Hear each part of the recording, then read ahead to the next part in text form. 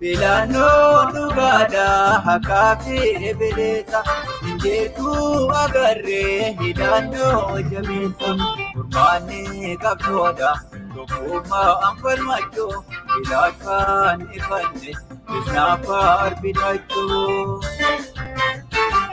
darbate ndabini yomiyo dinambo di mochi sigoyo Sabati sabdani nufesa Minate suwako nifesa Itamu ayate Bidalpa nikate Gabigo nibesu Anamye kamate Bideso mantola Nindoku gakuma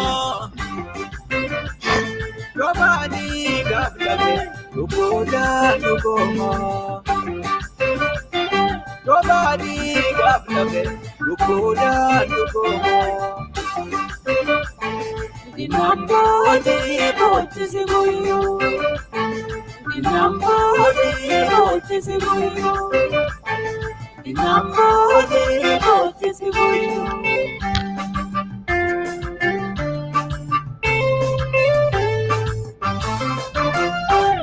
Waboko loli loli wabiko loli biyoda buyange milkina bani oli kaya dubate Yoyya akkam jirtan nagaa fayyaadha harka fuune bakka jirtanitti hundumti keessanuu baga nagaan dhuftan baga nagaan nu eeydan walitti dachaanee jira. Thank you so much, good to see you again. Ammallee karaa YouTube'dhaan ammallee deebiin jira arrallee guyyaa lammaffaati kaleessa isin seeneen ture sababaan irra bade hunda kaleessa isin ibseen jira arrarran deebi'u sila arrallee live isin gadhiisaa sa'a 24 qabachuudha live dabarsuudhaaf karaa YouTube live seenuudhaaf approval sa'a 24 waan eeggachaa jiruuf arrallee video waraabeetiin upload isin godha video kana walii qoqqoodaa walii share godha yoo rabbi jee boru yookaan iftaan ammallee karaa liveetiin oggaasan directiin seenachuu maaliif YouTube irraa approve eeggachaa jira jechuudha.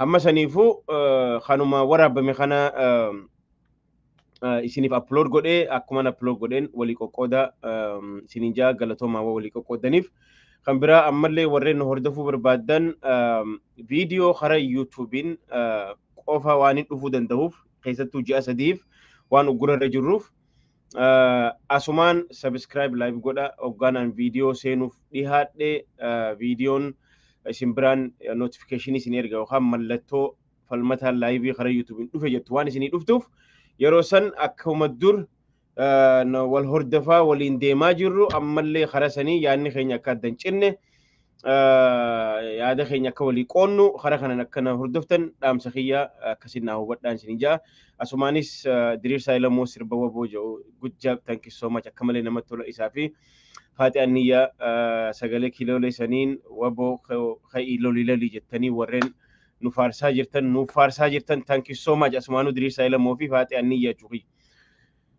Khayti aanu arra sagantaan arraalleen sagantaan gabaabduudha haala qabsoo Keenyaa waan jedhurraa hin dubbachuu fedha waan takka waan hin dubbachuu fedhuuf waan kana gama boodarattiin isin haasawa akka amma background hiyya gartan eessa akka gahan ummanni olla yookaan Oromo Liberation Army fi TDF Tigray Defense Force humni isaanii akkamitti akka fuuldura xiixaa jiru argaa jirra. Kanaafuu haala nama keenyaatii fi waan takka illee keessaa shalab gooneeti khara ajandaa guddaa dabarachuu odoo khara ajandaa keenyaatiin dabarre odeessaalee takka waan walii qoonnu jira waan tahan jechuudha.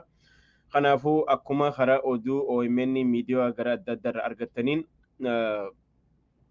walloo keessatti torbaan kana guutuu abiyyi drooniin xayyaaraan ummata keenya hagam takka akka inni hiraarsaa jiru ummanni keenya immoo jabinaan gootummaan hangam takka akka dura dhaabbataa jiru argaa jirra. Khabiraa ammallee mootummaan kun hammeenyi isaa daangaa kan dabre ta'uu isaa kabeetan obbo Daawud Ibsaa mana isaanii mana haadha isaa duraa guban jechuu warri mootummaa Can you imagine gaafa mangistu Hailamaariyaam isaa ta'u gaafa qabsaa'onni kun gaafa wayyaanee sanillee haa ta'u takka maatiin gaafa wayyaanee waan ajaa'iba nutti ta'u waggaa 27 namoonni qabsoo ala bahanii gaggeessaa turan baay'eedha hedduudha garuu sababa isaanii takka namni maatii isaaniitti bu'ee hin jiru maatiin isaanii gurraacha diimaa namni beeku hin jiru jechuudha. Kana nama jechuun mootummaa jechuun akkana yoo nama jibbite nama si morme san qofa adamsi malee maatii isaanii amma maatii jaalmarroo haadha abbaa isaa hidhu amma arraan tana mana Daawit Ibsaa fa'aa mana harmee isaa gubuun maal jedhama maatii qabsaa'otaa hiraarsuun maali kun kufaatiidha kufaatii hamaadha so kana akkuma odeeffannootiin isinii dabarsuu barbaade kanaafuu kun odeeffannoo gurguddaadha anyway khabiraa arraan tana maal gochuu qabna yeroo hunda bara 1992 akkanatti shawwadamne bara 1918 shawwadamne jechaa oluun nu baasti nu baaftu jechuudha. Maaltu deemaa jira humni keenya maalirra jirra hagam geenya amma abaa'oon 90 takka dhufte yookaan 92 gaafa dhufte humni isaanii was very limit bakki isaa waraana guddina irra gaggeessaa turan karaa Harargeetii fi gama gammoojjii Baalee xiqqoo gama Wallaggaa jechuudha. It's not that much jechuudha. Humni isaanii hedduu limitiidha. Dammaqiinsi nama keenyaa yeroo sanii irra guddaan ani Islaama fiinjaa kaan ani Oromoo fiinjaa kaan maqaa adda addaatiin if waama jechuudha. Oromummaan dammaqiinsi gaafa san waggaa 30 dura jiruu fi har'a jiru tokko miti jechuudha. Har'a ijoolleen gaafa san dhalatte yookaan san booda mallas keessa dhalatte yookaan gaafa abaa'oon seentu ijoolleen umrii waggaa 5 namuma daa'ima humaan beekan jechuudha. Kanaaf har'aan tana ummata kanaatu ijoollee tanaatu har'a qabsoo gaggeessaa jira. Humni keenya kagaabsaniitiif har'a tokko miti jechuudha. Waan kireediitii waraanni keenya waraanni bilisummaa Oromoo godhaa jirus kireediitii kannaa fi immoo isaan kana ammallee akka nuti dhageettii argannu bifa kamiin socho'uu qabanii eessarra socho'uu qabanii akkamitti deemuu qabanii amma lolli deemee karaa walloo irratti deemaa jira jechuudha. Isin galee kanaaf amma akka odeeffannoo argachaa jirrutti waraanni jiddugala jiru karaa wallootti dirmachuu deemaa jira jechuudha dhageenya jechuudha. Which is very good. Arraan tana waraanni keenya waggaa lama dura nama xiqqaa muraasa xiqqaadhaan socho'aa turre. Arraan tana waraana guddaa qabna garuu istiin waa hedduu haqabnu jabeeffachaa isaan kanarratti akkamitti dabalannaa akkamitti babal'ifnaa lafti istiraateejiin eessaa amma fakkeenyaaf ummanni TDF waraana gisee gaggeessan walqaa'it jinnijaanka ittuma dhiisaniituma karaa kamiin dhufan karaa isaaniif laaffattun karaa Gondarii dhiibbachuu dhiisaniiti karaa wallootiin dhufan jechuudha. Karaa yoo wallootiin dhufan abaa'oodhaa yookaan waboodhaa walitti bahan yoo takka achiin dhufan akka laaftutti ara kiiloo seenuu danda'anitti karaa san tartiimoo tolfatanii jechuudha. Nulleen akka dhaamsa wanni qabnu arraan tana haa xiqqaattu haa guddattu Jimma keessatti waraanni ijaaramaa jira. Harargee lixaa keessa waraanni ijaaramaa jira. Gujii fi Wallagga keessa silaa hidda lafa hidhate. Isin galee Arsii Baalee kana keessa amma bakki istiraateejiin bakki murteessituu waraanni keenya irratti invest godhachuu qabu. Humna namaa humna diinagdee nullee kabira dhaabbachuu qabnu Harargee lixaati. Maaliif yoo jettan Harargeen lixaa baaburaa keessa dabra Harargeen lixaa naannoo Amaaraatiin yoo xiqqishoo shawaa achi maali laga Awaash achi ceetan karaa Mataaraatiin xiqqoo malee naannoo Amaaraatiin waliin bahaa jechuudha. Asiin Afaarii wal daangeessa asiin Somaalee wal daangeessa. Isin galee kanaafuu nuti ammaan tana waraana qabnu kanarratti lafa istiraateejii irratti enerjii keenya humna keenya baasuu qabna. Maaliif hedduu salphaa kiiloomeetira akka biyyaa nuti gamaayila jennaan kiiloomeetira fakkeenyaaf magaalaan Ciroo yookaan Mi'eessoo irraa ilaa achii kiiloomeetira 275 qofa. Yoo arraan tana karaa bordoddeetiin xiqqoo laga Awaash achi ceete seente Finfinnee cehaa seentaa jechuudha. Yoo jarri kun karaa kanaan dhufanillee asiinillee ol seenuu danda'anii jechuudha. Ujumoon diinagdee biyya sanii karaan irra bobbahu Affaarii fi Harargee keessa. Wanni karaa Jibuutiitiin daayirektii baaburaan dhufu wanni karaa Barbaraa yookaan Jijjigaa Somaalee irraan dhufu hundi Harargee qaxxaamuree deemaa jechuudha. Kanaaf hanga amma duraa dhugaadhaa akka woboon miila gadi hin dhaabbanne akka hidda isii gadi hin dhaabbanne mootummaa wayyaanee sirriitti irratti invest godhee ture jechuudha Harargee keessatti. Biltsiginnaallee sirriitti irratti invest godhee jira. Akka gadi hin dhaabbanne arrammoo gad dhaabbannee jira jabaannee jira. Kanaaf humna keenya kabaha jiru kana waraanni bilisummaa Oromoo humna dabalataa ergee achirra jabeessu qaba jechuudha. Achirratti humna isaa invest godhu qaba achirra gannoo qaba jechuudha. Nulleen akka Oromootti erga karaan nu baasu karaa tokkicha kana jenne erga karaan nu baasu karaa tokkicha kana jenne humna teenya jabeeffachuun dirqama waa lamaaf nu barbaachisa. Gaafa humna keenya jabeeffanne kabiraa ka amma booda dhufu Abiyyi fi miti dhiisa Abiyyi arraan tana ummanni mindaa dhabee jira. Ummanni jireenya itti qaalee jira. Ummanni security dhabee jira, safety dhabee jira. Bakka nageenya isaatti argatu dhabee jira. Nothing safe. Yeroo barbaadanitti hun ijoollee xixiqqoo daa'ima hammaaranii ibidda naqaa jiranii jechuudha. Kana dheeysuudhaaf ummanni bakka security barbaada. Bakki security sun eessa? Bakka jajjabeen teenya jirtu, bakka humni waraanaa keenya jiru jechuudha. Humni waraanaa keenya biyya alaarratti sirriitti invest akkuma amma warra dur jijjiiranii amma surprise nu godhan haa ta'u amma Najaat Hamzaaf haa taatu Odaa Tarbii gurbaa amma dheengadda argine kana haa ta'u is good karaa dippiloomaasiitiin akka gaariitti irra dalagaa miidiyaa qabnu irratti mul'achaa miidiyaa qabnu irratti akka gaariitti guyyoonfaa waan gaarii dalagaa jira achirratti sirriitti invest gochaa lafarratti immoo lafa istiraateejii qabdu irratti lafa mootummaa kana huutee qabuu dandeessu irratti achirrattis invest gochaa humna keenya ijoollee bakki amma sirriitti nu barbaachistu fakkeenyaaf akka yaada kiyyatti lafti Jibuutiidhaan wal daangeessitu lafti Somaaleedhaan wal daangeessitu Harargeedhaan Harargeen tun kara hedduun ollaa qabdi. Kara hedduun Affaar haa ta'u Somaalee haa ta'u yoo xiqqoo karaa Awaash achi dabarte uummanni Amaaraa silaa dhiibee as bahee jira sunni jira waa hedduu jira jechuudha. Kanaaf bakka tanarratti bakka istiraateejii kanarratti invest gochuu uummata diyaaspooraa kanarrattis invest godhachuu. Diinagdee amma warra baasaa jirtan isin argaa jirra jabaadhaa guddaaf thank you warreen karaa Facebook maali YouTubeidhaan ijoolleen maali I'm sorry warra karaa WhatsAppiitiin wal jaartanii ruumii jaartanii deeggarsa woboo baasaa jirtan thank you so much guddaaf immoo kun cimee itti fufuu qaba. Biyya alarratti uummata fuula haarawaa as baastanii akkaataa itti maallaqa diinagdee wanni diinagdee caalu hin jiru. Arraan tana yoo baharratti fakkeenyaaf Harargee erga takka hidda gad dhaabbanne akkami jabeessina yoo kajennu taate diinagdeen barbaachisa. Mootummaan mindaa kafalaan jiru. Uummanni gaafa ati mindaa irraa dhaabde deebi'eessi nyaata jechuudha. Uummanni fiifuu rakkata. Kanaafuu sababa isaan biltsiginnaa irraa dheessaa jira uummanni. Kanaaf humna teenya jabeeffachuu nu barbaachisa. Konfedereeshinii amma fakkeenyaaf dheengadda sabaaf sablammoota yookaan paartii sagaltu konfedereeshiniidhaan walii saayina godhe jechuudha.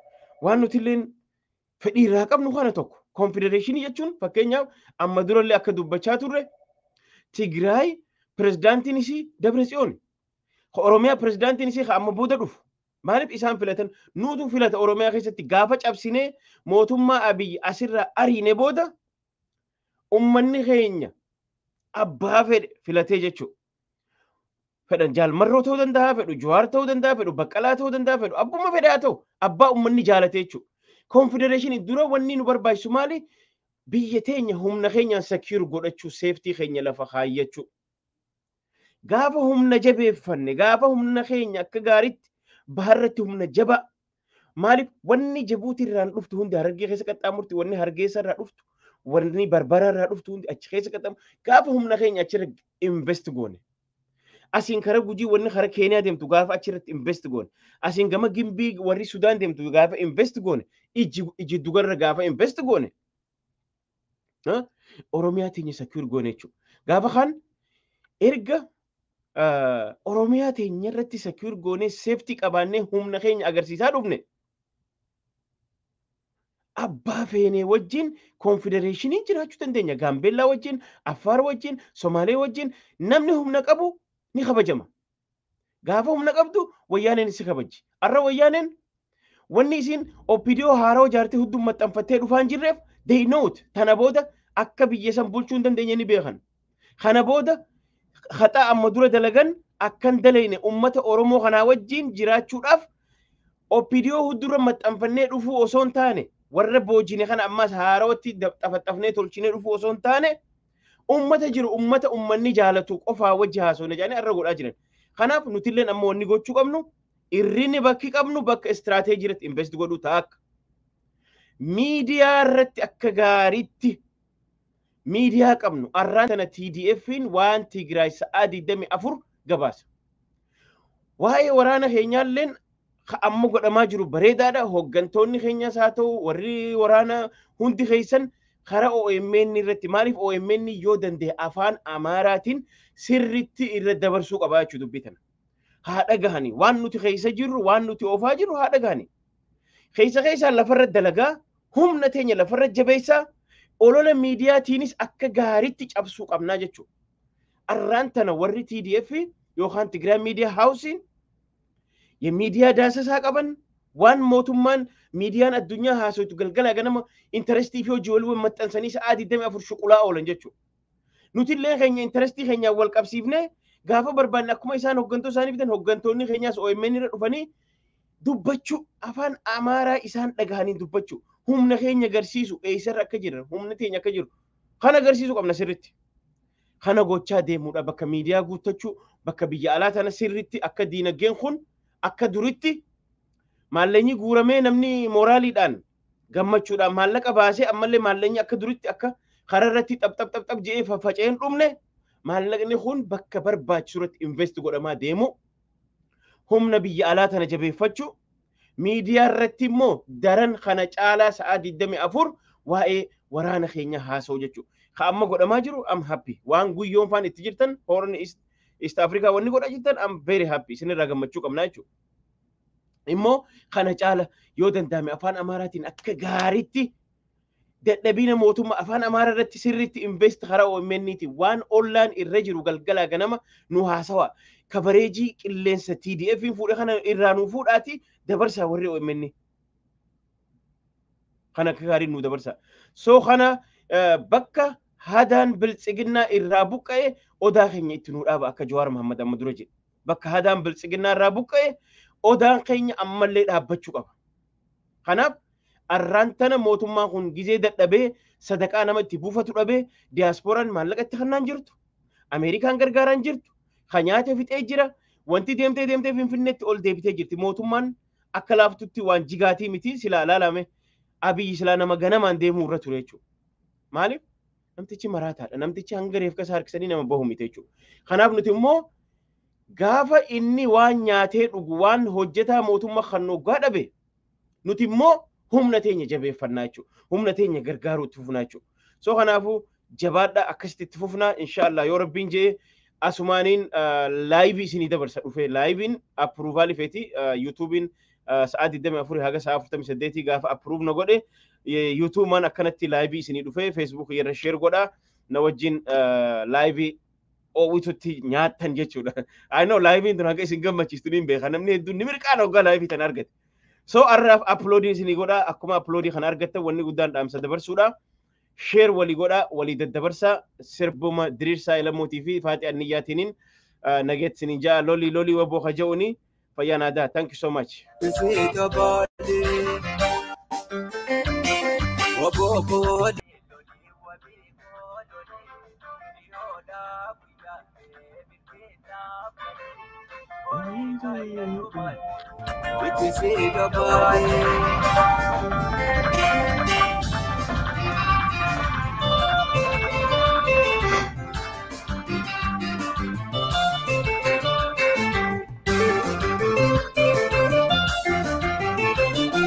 Jamu ya fi geranta boy wabutu lagam ka buleta abgami dikana mayata Qabsii horreessi bilisummaa keenya addunyaatti labsee.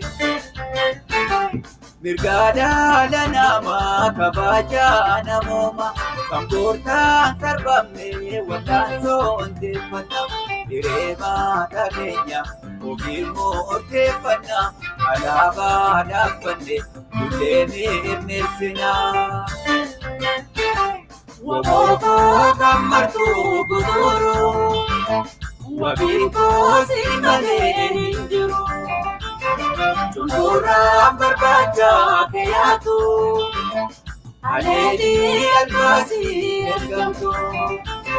Bosaalaa mirgeenyaa lubbuudhaa beeku adiignuu lafeeku ormaa jaalateeku. Lakiyaa yushirtuu tangootiyuu maqlootuu walaashiraan kuni kanoofi figaltuu. Walaashiraan kuni kanoofi